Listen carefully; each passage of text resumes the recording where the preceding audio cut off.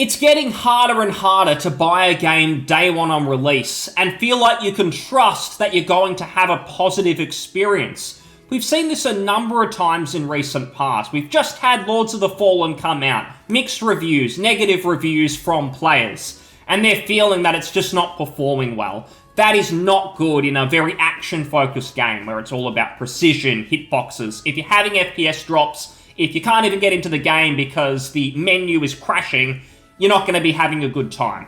We've seen it with Starfield. We've seen it with The Last of Us PC remake, port, whatever we want to call it. Did not run well. And then earlier in the year with things like Jedi Survivor, Hogwarts Legacy to some extent. These games come out, the content itself is actually pretty good, but it's clearly been rushed out the door before it's actually been ready to get into players' hands. It's been rushed and released in a state where no one is going to have a good time, regardless of what's in there to enjoy the story, the gameplay. That's all going to be hampered by these performance issues. Now, I will say that I actually defended Lords of the Fallen yesterday in a video. This was in regards to mainstream reviewers shitting on the game. GameSpot gave it a 5 out of 10, but mostly due to gameplay reasons, design decisions. It wasn't necessarily about the technical issues. I still stand by that because it's not specific to Lords of the Fallen. Reviewers have given a lot of indie AA titles bad reviews and not held them to the same standard as something like a AAA game where they'll praise them, give them a 7, 8 out of 10, even if they've got the same problems in the gameplay department. So I stand by that video, but I will say I defended Lords of the Fallen, which I almost wish I didn't, because people are having a hard time with it. It's got mixed reviews on Steam. It's just not looking great. And that is a shame because, again, the aesthetic of Lords of the Fallen, the title, the gameplay, the bosses, a lot of that's looking pretty good, but the word of mouth, the release perception has been overwhelmingly negative in a lot of cases, which is a real shame because I was hoping that that could be another good single-player game in a year where we've gotten so many. But release day. I like release day. I like to be able to buy a game the day it comes out, support a game that deserves it. That's not to say I'll always just blindly buy a game. Pre-orders, we can talk all day about those because so many times we've been burned.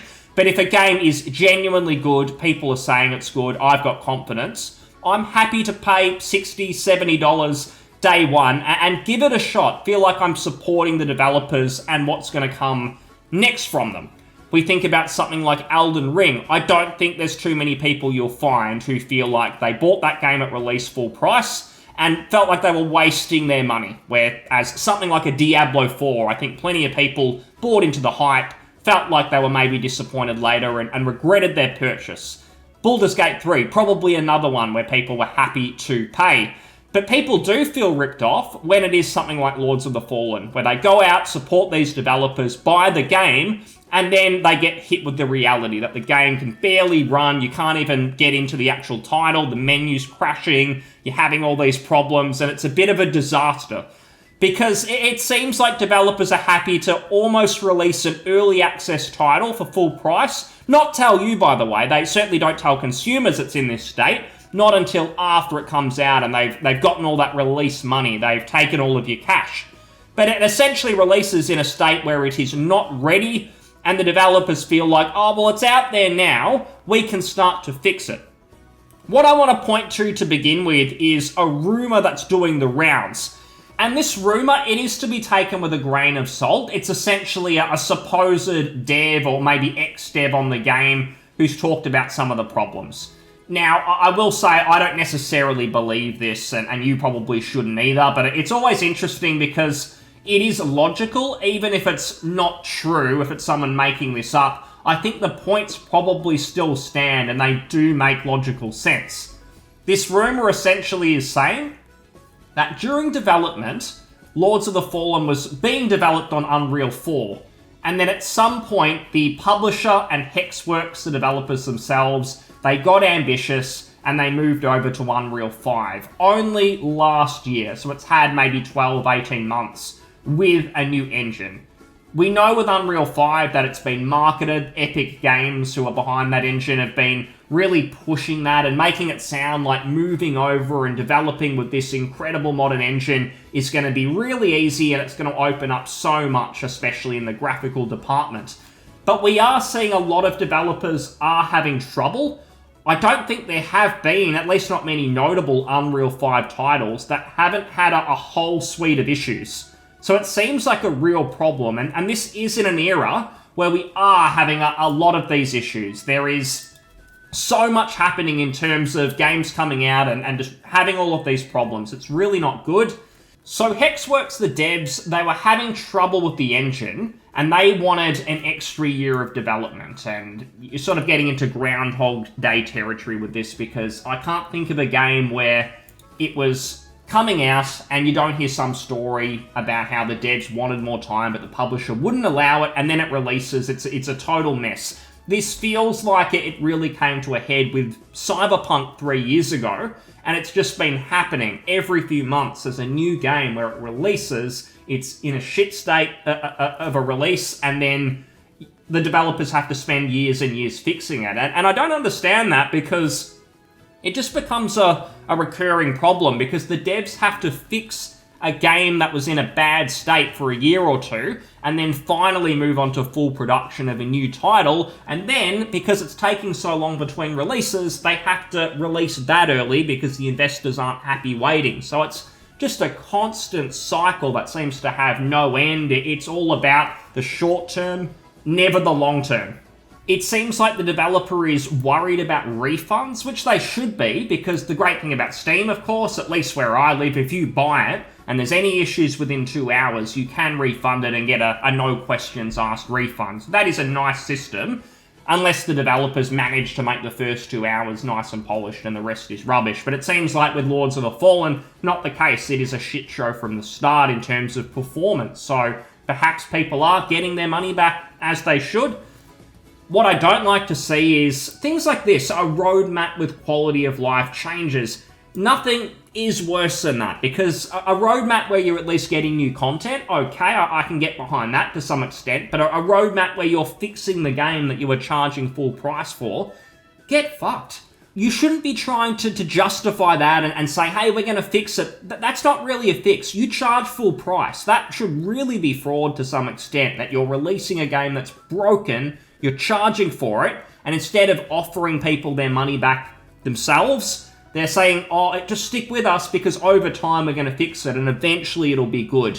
It's not something I see as sustainable, and it's just punishing people who buy it at the start.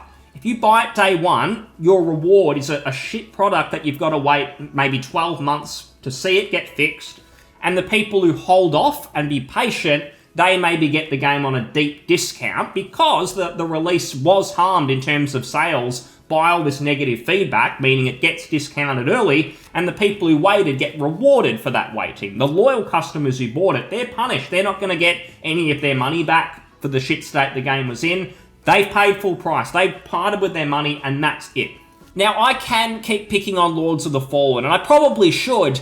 However, it is certainly not the only game that has done this. We saw it with Starfield, where Toddy came out, told us that we needed to buy a new computer. This is a next-gen PC game, and that is more horseshit, because they had their minimum recommended requirements. They never stated, hey, this game is so far and above everything else that is coming out in terms of graphics, in terms of presentation. You're really going to need a 4090 or something to run this smoothly. No, they were happy to charge for it, and they told us all later that, hey, this game apparently only works on a super duper PC. Get off that, because the way I see it, if you release a game on the latest Xbox, the latest PlayStation, then as a PC player, because this problem seems to be worse on PC. I know that consoles have their own troubles around these games coming out having performance issues, but it seems to be always worse these days on PC.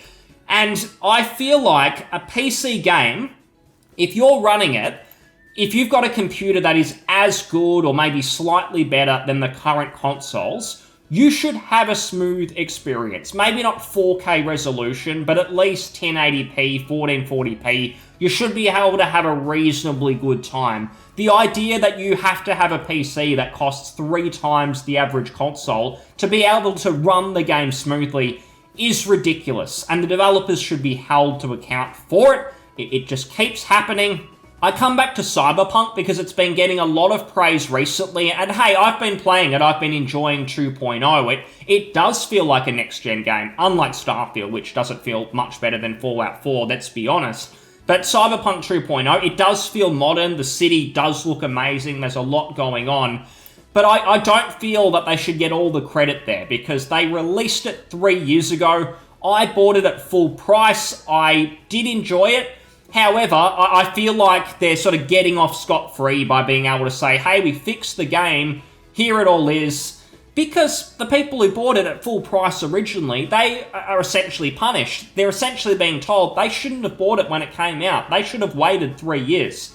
And I like day one releases because you are supporting the devs. An example I use is I have a friend. We both played Deus Ex and we loved that series.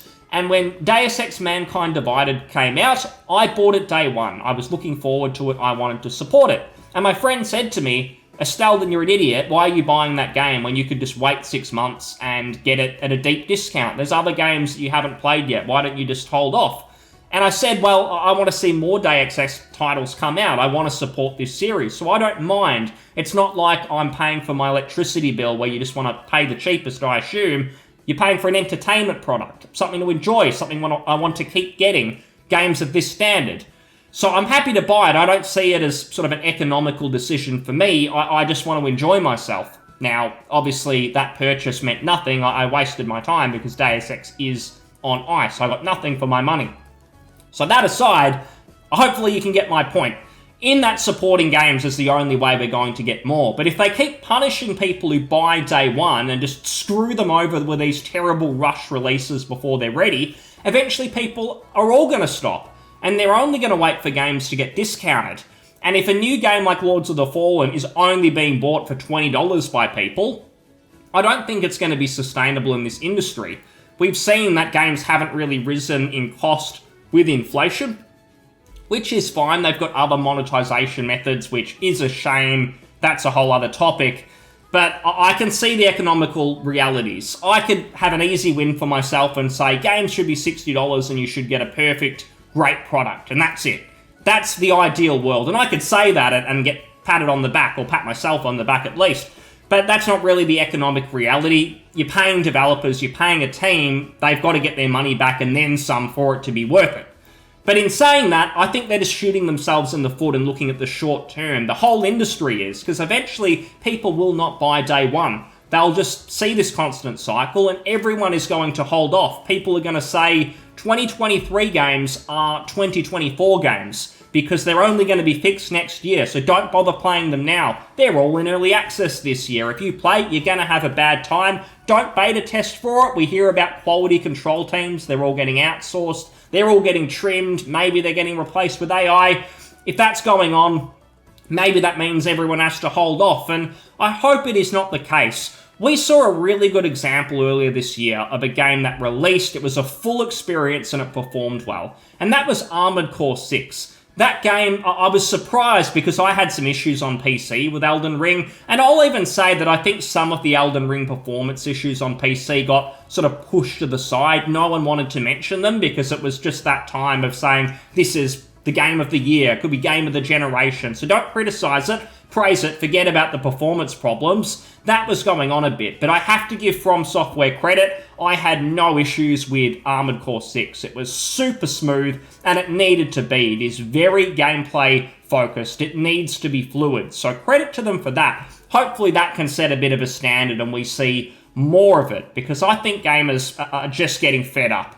I'll say again, the day one releases, I love them because a game is completely fresh. You don't know what's going to happen. You could be playing one of the greatest games of all time and you don't know it yet because everyone is going in at the same time to enjoy it, and you could be getting something remarkable. You could also be getting something that's shit, but you don't know. It's a little bit of a lottery there. but it's part of why I like to do it, if at least it's sounding good. Again, no buying games totally blind, not worrying about the quality. I don't like to see that. But I think if a game, you feel like it deserves your support, then it's worth buying. Cyberpunk, again, I think people were justified in buying it because CD Projekt Red had built a good reputation. But after they tanked it, it makes sense that people were more skeptical of picking up something like a Phantom Liberty. They were holding off. So that's good to see. But a developer who has a good reputation, I think it's okay to take a punt on one of their games, as I always do with From Software titles. I bought Armored Core 6, Sekiro, Elden Ring, of course, day one on release. No regrets. I'm going to keep doing that until they disappoint me. But that may not be the case with games like Lords of the Fallen, where it just seems you give them a chance and you're getting screwed over.